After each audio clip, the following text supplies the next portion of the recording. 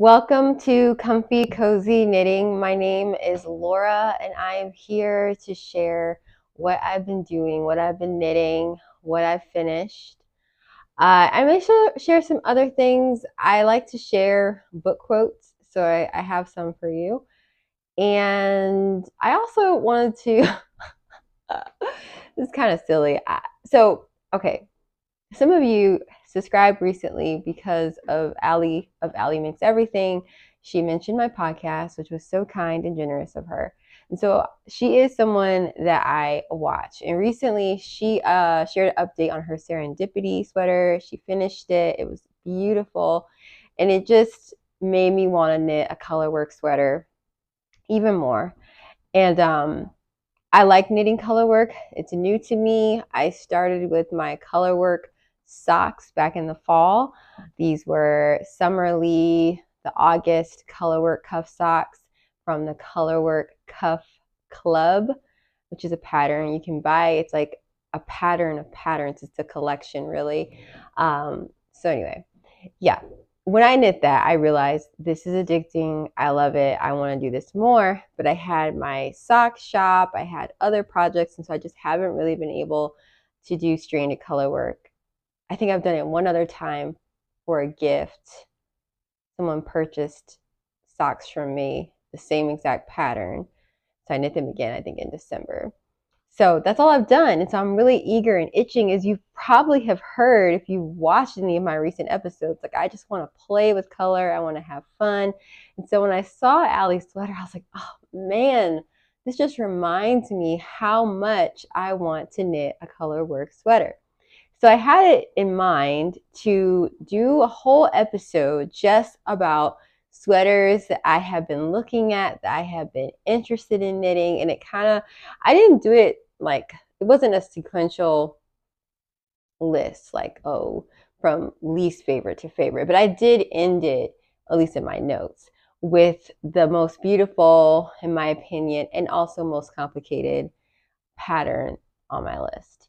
Now, I did not finish recording it because I got interrupted and I kept thinking I was going to get back to it. And in fact, I was thinking I would finish that today and also record this today. But then later I just thought, I don't know if like just sharing lists of patterns is my thing. Like, I have watched some of those. It's nice, but I don't know if that's something I want to do. I also want to make sure that I'm not recording things because I just feel like I need to publish something. So in lieu of a whole episode, I thought I would just share a little bit. Like, I'm not even going to really talk about it. I'm just going to post images that I saved for that episode, and I'll share with the name of the pattern on the screen. So if you're knitting, you may want to look up and read what it is. And then I'll have a link to the bundle of patterns, and there'll probably be extras in there that I like that just didn't make the cut for this. So that's what I'm going to do instead. And I hope that you will enjoy and be inspired by these patterns. And as far as which one I may do first, I have no idea, because right now I'm just on a sock kick when it comes to color work. Why? Because I have the yarn and I don't have to think about, do I have a sweater's quantity? Do I have enough?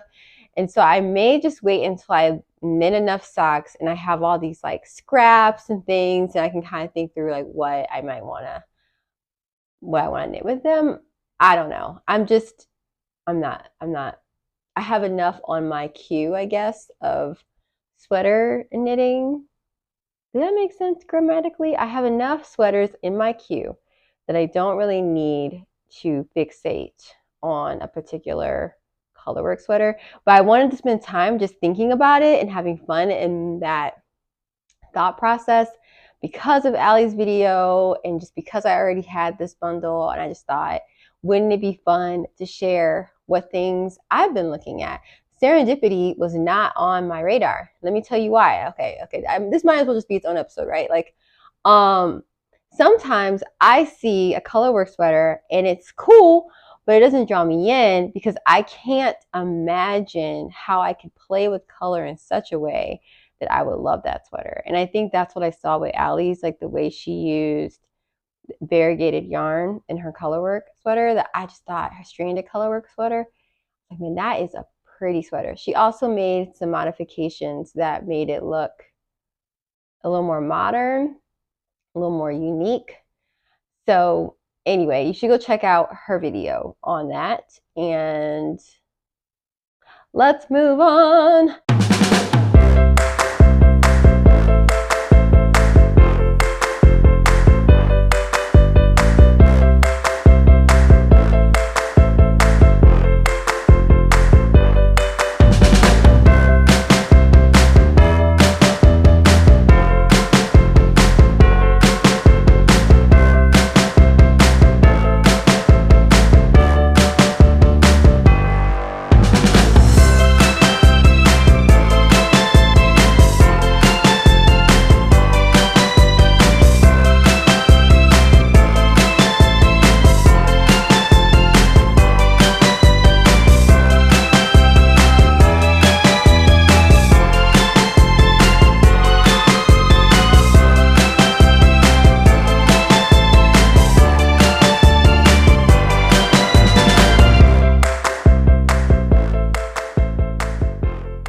Okay, so fresh off the needles, I have my cherry swirl socks.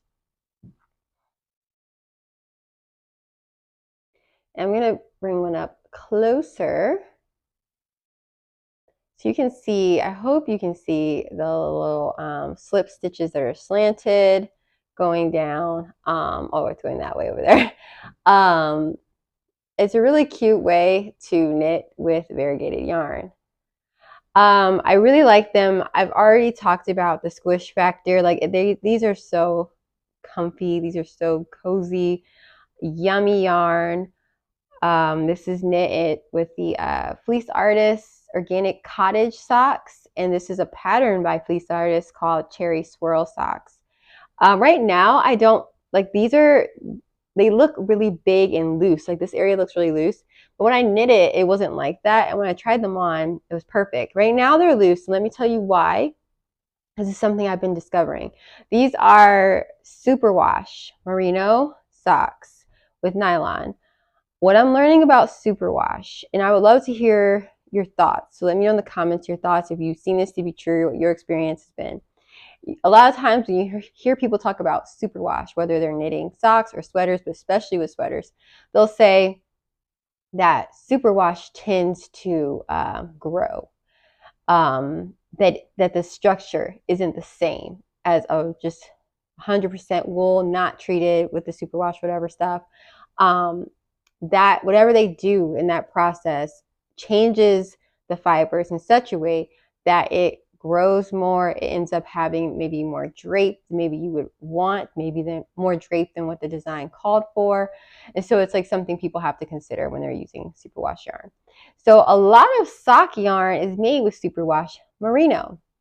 And I think this is interesting. So because of this, typically for my socks, I have no issue putting them in the wash, and even putting them in the dryer. And when I first, even with socks that I gift, no, I'll just stick with it. For me, sometimes I would just put them in the dryer for a little bit and take them out, but now I just put them in the dryer, and I really haven't had any issues. And what I find is when I put them in the dryer, even if I don't do a full cycle, it allows the sock to get its structure back, so it's not loose. It fits my foot. It's snug. It's nice. If I don't do that, I'm not even saying that I'm putting them on sock blockers or anything, but if I just say I'm not going to dry them, I'm going to lay them flat, it ends up being like this. It ends up being looser. And I just know, like, well, I will like wearing these socks. I know that the fit isn't going to be as perfect as it will be after I wash these again and let them go through the dryer. And I'm saying, like, I think, what's her name? Stacy of Very Pink Knits, she doesn't let hers go through a full cycle, but she does this for the very same reason. And I'm naming her because she is like a pro. Like, she teaches, she has so many helpful videos. And so I just think it's important, since you know I've only been knitting for 3 years. This isn't just me. Like, there are others who have noticed this. And so it kind of puzzles me because so many people, even Summer Lee use, say, like Knit Pick Stroll, and then they go through this whole blocking process and not putting their stuff in the dryer. And I'm like, okay, so how are you getting a perfect fit? This is my theory. If you exclusively lay your socks flat to dry or put them on sock blockers or whatever, you never put them in the dryer, and you're using that fit to determine your gauge and how you should knit your socks. When they are too loose, you might say, oh, next time I knit my socks, I'm going to, instead of casting on 64 stitches, I'm going to cast on 60 or 56 or something. And then you're like, oh, now that is my perfect fit. And the reason why it's your perfect fit is because that fits you better when you do not dry them, because it helps. Does that make sense? Like this, like say like I had a bigger foot and I put this in, and it's like, oh, this still gives me the snug fit. And then I wash it and I dry it, and then it like squeezes in, shrinks a little bit, you know, then I'm like, oh, it's too small. So I think maybe people, you can make your decision about the size based on what it's like after you block it and you do not dry it. Or you can dry it, even not a full, it could just be like a low dry, whatever. And base it off of that, which is what I do. So anyway, all that to say, I love the socks. I've said before that I didn't love the colors at first, but someone mentioned in the comments that this is going to be amazing with my Felix, and I totally agree. Throwing this on some jeans, with some jeans and my Felix, it's going to be cute, and it's fun. It feels great. I have not tried them on since blocking them, and I just blocked it for this. And I'm sure it's not, you know what, let's just put it on now. Let me just see what I think. Okay. Oh man, I love these socks. So yeah, it's not bad. I'll try to show you. I'm a little bit messy today. I didn't even like try to dress well for this thing. Can you see my foot? Oh goodness. I hope you can see. All right, I feel like I'm doing like some kung fu or something. Okay. It's not like sagging or anything, but it's not like hugging my, it's not, you know, when you put a sock on from the store and it's just like gripping your foot. It's not like that negative ease kind of nice grip, but when I dry it, it will be. So those are my cherry swirls. So I told you guys after I did those, I wanted to focus on a gift knit, which is for my sister. I don't have them now, but I will pop up a picture of them. These socks are based off of Summer Lee's DK rib socks, as well as Ann Bud's DK socks in her Getting Started with Sock Knitting book. I refer to hers because of the amount of cast on stitches that I use. So it's kind of a hybrid. It's basically kind of like a vanilla ribbed sock, really, anyway. So my sister loved them. I was a little bit nervous that it was going to be lame, because I think because I knit so much, I can think that everybody's just like, oh yeah, Laura's knitting. She always knits. This isn't a big deal. But I forgot that doesn't mean other people are used to hand knit garments. And so she said, nobody's ever made something like this before me before. And she was just so happy. She kept looking at it. She was so impressed about like how legit they looked, and was like, oh, you got to keep going with your sock shop. And I'm like, yeah, sock shop is done. But I'm happy. And it's kind of funny considering that at the beginning of this podcast, I was like, as a whole, I had said that I wasn't really going to do much gift knitting. And now, I don't know, like I'm getting joy out of that. And I think it has something to do with something that's happening in me on a larger scale, if that makes sense. Just like it's really easy to be looking inward and thinking about myself all the time, and just growing. I think I'm growing and looking up and out. And so anyway, so those are the socks. Those were knit with Lankava Manio for the accents, and the main color is in Knit Picks Hawthorne DK in the colorway Cosmic Speckle. All right, so those are fresh off the needles. And then what's on my needles? Let's start with my Felix. So I've made some progress, not a lot of progress from where I was. I have my sleeve, it's done. I just need to do the tubular or Italian bind off, really, the Italian bind off. I don't mind it, but it does take a lot of time. And I think for wherever I was when I got to this point, I just didn't want to do it. So I just left these on. And then I started knitting my second sleeve. And this is where I am on that. And I think just because I'm annoyed with all this happening right now, I think I'm going to go ahead and finish this so that when I need them for this, they're ready. I don't know. We'll see. I'm just kind of doing it as I feel like it. But I imagine this is going to be done soon. In fact, I thought it was going to be further along, and you're about to hear why it hasn't been. But my Felix sweater by Amy Christophers is being knit in Knit Picks Brava worsted in the colorway Hunter. This is an acrylic yarn, but it's been rather fun to knit with, and I'm actually excited to wear it.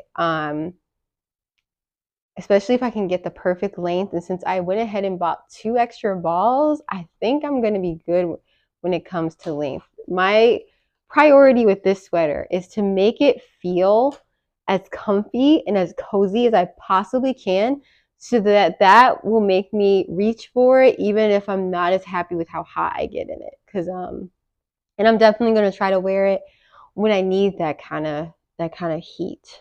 But I'm really happy with it. When I'm finished with this, I will cast on Adam's sweater, which I think I'm settled on the raglan. We'll see. All right. My next pattern, you guessed it, is a pair of socks. And these are the, oh gosh, I didn't bring it out here. I want to say the Trompe le Monde by Summer Lee.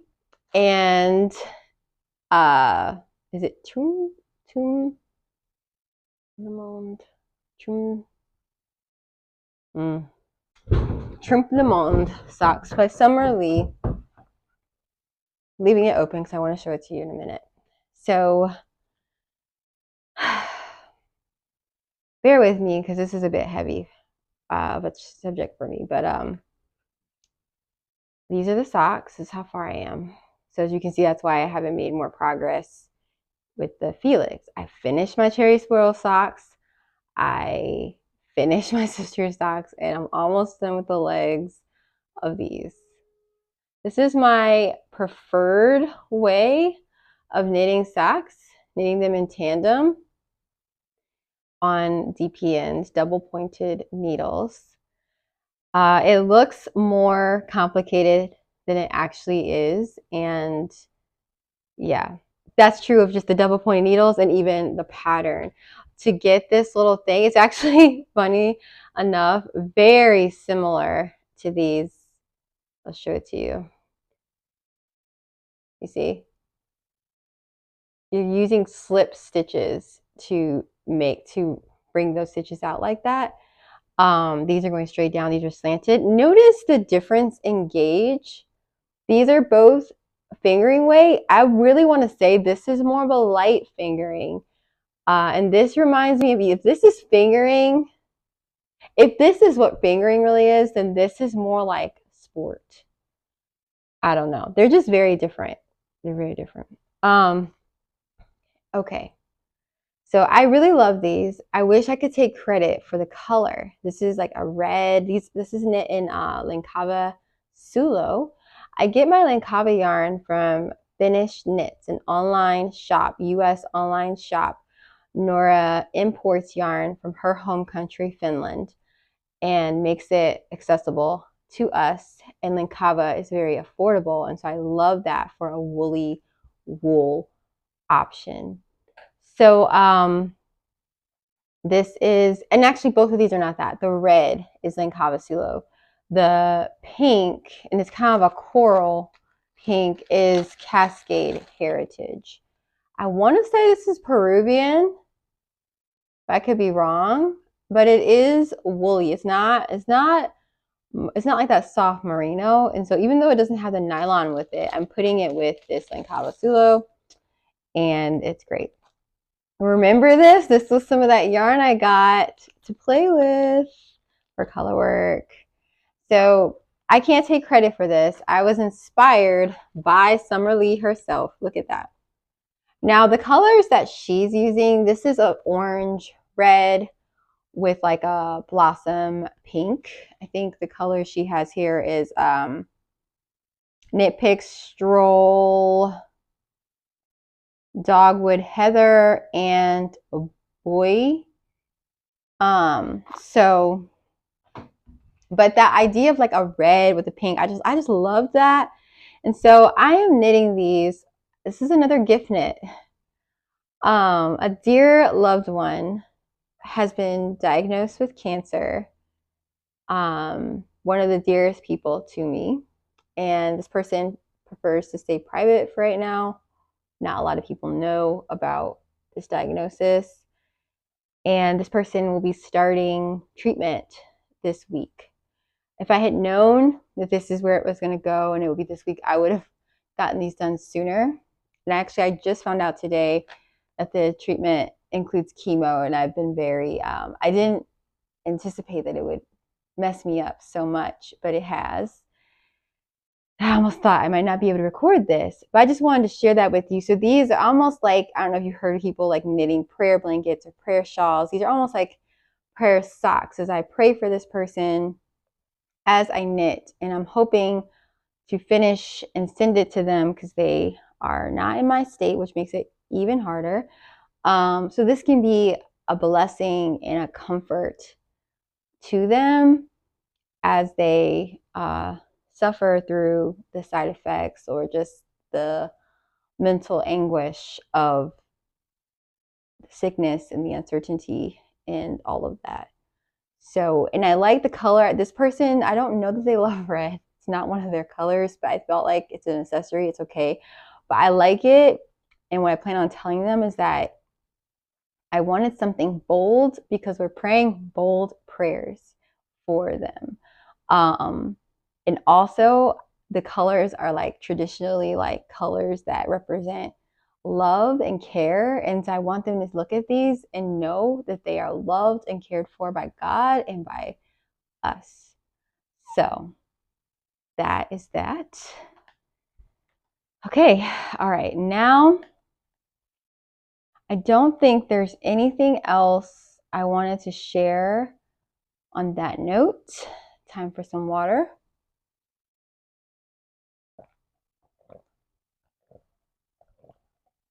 So now let's get cozy with books.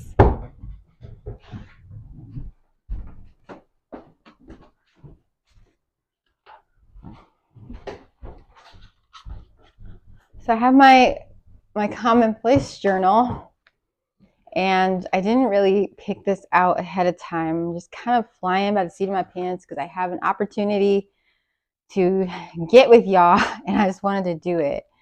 So recently I finished David Copperfield. Oh man, that was so good. So good. So satisfying in the end. I'm so glad that I finished it, that I didn't give up because it's a long one, but it was very good. So I want to pull a quote from that. And then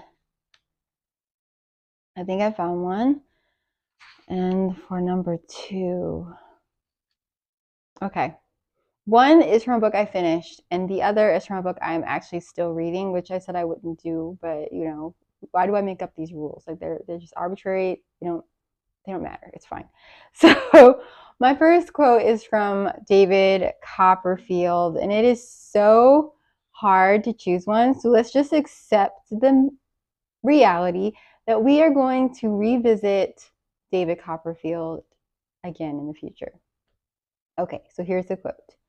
She knew in me sorrow could not be weakness, but must be strength, as the endurance of my childish days had done its part to make me what I was. So greater calamities would nerve me on to be yet better than I was, and so, as they had taught me, would I teach others. That last part was a bit, a little clunky to read. But I just like, if you know David Copperfield's story, there's kind of he has a hard start in life. And so just this idea of what enduring them has brought into his life. And then also the she in here is Agnes. And so just someone else kind of urging him on. Let me just read another quote right above this one that I wrote down. Okay. He's thinking of Agnes. He says, as you were then, my sister, I have often thought, since you have ever been to me. As you were then, my sister, I have often thought, since you have ever been to me, ever pointing upward, Agnes, ever leading me to something better, ever directing me to higher things. So again, and then the next quote says, she knew in me sorrow could not be weakness. So just how his troubles he's exchanged that for strength, for maturity, even for a ministry, to be able to teach others from what he has gone through. Oh gosh, okay, let's move on from that. The other quote is from Amusing Ourselves to Death. This was written in the 1980s, or published in the 1980s, and so he's really talking about television, but it's been really cool to read this and think about its implications for the internet, and then now social media. It really applies to it all. So just listen here. In courtrooms, classrooms, operating rooms, boardrooms, churches, and even airplanes, Americans no longer talk to each other. They entertain each other. They do not exchange ideas, they exchange images. They do not argue with propositions. They argue with good looks, celebrities, and commercials. For the message of television as metaphor is not only that all the world is a stage, but that the stage is located in Las Vegas, Nevada. Oh, okay. All right. What am I reading right now? So I'm currently reading Gilead by Marilynne Robinson. I started that book a long time ago and did not like it. And now I'm reading it and I'm like, what was my problem? I think sometimes you're not ready for a book. Sometimes you just need time, and it's great. I also started this book, In This House of Breed. I think it was published in maybe the 1960s or something. I'm not sure. There was a movie made in 1975, which I would say go read the book first. That's been really cool to read too. And then I'm reading another book for a book discussion called Flint by Louis. I can't think. L'Amour. It's a Western. It's not really my thing, but I'm gonna read it. Similarly, I finished a book, Diary of a Country Priest by George Bernados or something like that. Also not really my thing, but it was still cool to read and discuss with these women. And is there anything else I'm reading? Yeah, I'm really into Gilead, and I'm really into In This House of Breed. I am listening to Paradise Lost, but I lost it. It's on my Libby app, and I lost it. So it's kind of nice. I get a break, and then I'll get it again, and I'll get back into it. So that's what I'm listening to. That's what I'm reading. Let me know what you're reading. Let me know what you're knitting. Let me know what your take is on stock yarn that has the fiber content that includes superwash merino, and what your experience has been with laying it out flat to dry versus letting it dry a little bit, and how that affects the shape and structure. I think that is everything. I can't wait to engage with you guys. I love when I see your comments and stuff, so it makes me really anxious to just get this up so we can interact again. But I will talk to you again soon. Stay cozy. Oh, sometimes I like to include like footage from things I've done out and about with my kids or just in nature. It kind of has to do with the whole amusing ourselves to death thing. I like to do things to kind of point us to things out there. And so we recently visited a farm in Pennsylvania that we get some stuff from. And they had a visit day and we had a good time. So please enjoy just some of my videos from that. I will see you soon. Talk to you later. Stay cozy.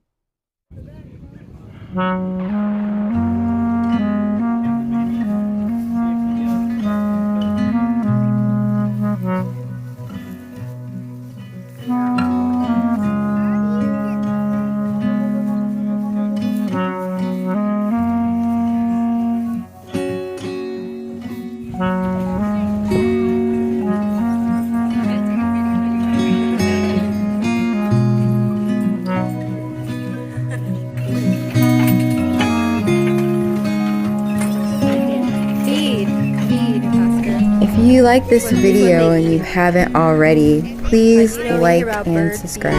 Thank you.